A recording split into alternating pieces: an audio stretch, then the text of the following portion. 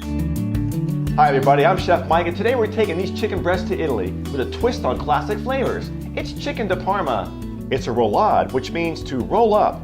Ingredients are rolled up inside a flat piece of protein, such as a thin fillet of chicken, pork, or beef, and secured with either butcher twine or toothpicks before browning in a hot skillet and finished in the oven. In the Mediterranean, which is our influence for today's dish, it's called brisole. But before we start, let's talk a little bit about some food safety. Always remember to refrigerate or freeze your meat immediately after buying it from the store. I recommend you take a small cooler with you to keep your items cool. Where bacterial growth is concerned, the danger zone for meats are between 41 and 135 degrees Fahrenheit. This is why you should never thaw your meats on the countertop or in your sink. Thawing meat should always be done in the refrigerator on the bottom shelf. Another food safety tip for your kitchen is to have two cutting boards, one for cooked meats and one for raw. Now, when making a roulade, the meat needs to be very thin. Now, if you don't have your butcher do it, you can actually do the butterflying yourself at home on the chicken breast. Let's go ahead and do one now. To butterfly our chicken breast, we're going to come in and slice right through the middle of the chicken, leaving about this much uncut so we can unfold. To do that, we'll place our hand on top of the chicken breast and make some really small cuts to make sure we're going evenly and straight, and both pieces are going to be the same thickness.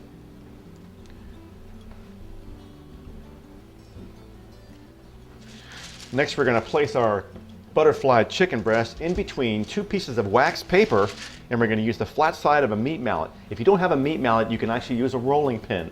And we'll pound the chicken flat to about a ½ inch thickness. Start in the middle and work your way out.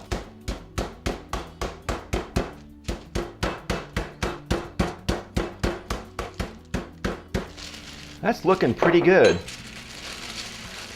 Now we're going to preheat our oven to 350 degrees. We're using Fontina cheese today, which has a milk fat content of around 45%. It's a great cheese for melting applications such as fondues. The Danish version is the most commonly found and can be distinguished by its Italian counterpart by its red wax rind. Now we're going to use a hand grater to make a nice layer of the Fontina cheese over the top of our flattened chicken breast. Next, we'll top with our thin slices of the prosciutto. And we'll top with some fresh chopped chives. Now, the chicken breast is shaped like a triangle. Before we roll, we want to make sure you arrange it so you're starting at the small end, rolling towards the big side. We'll bring up the wax paper and start the roll, making sure it's tight. So all the way to the end. And we'll secure using some toothpicks.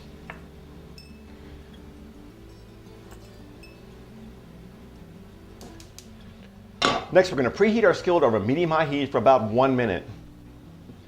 Next, we'll add the olive oil, swirl the coat well, and we'll add the chicken. We're going to brown it on all sides to give it some nice flavor. Now, it's important to wash your hands with hot soapy water after handling the chicken. Now that we have some color on all sides, let's go ahead and spray a baking dish with some non-stick spray, and we'll place it on our baking dish. We'll place it in the oven for 12 to 15 minutes. Now, it's very important that our chicken have an internal temperature of 165 degrees for food safety. If there's a stuffing, the stuffing should also register 165 degrees. Now remember, with all meat, you want it to rest at least 10 minutes before slicing. Another safety tip when slicing to keep your board from moving around is to place a wet paper towel under it. Now don't forget to remove your toothpicks before slicing. Before slicing, remember to wash your knife with hot soapy water. Remember, we use this same knife when cutting the chicken to butterfly.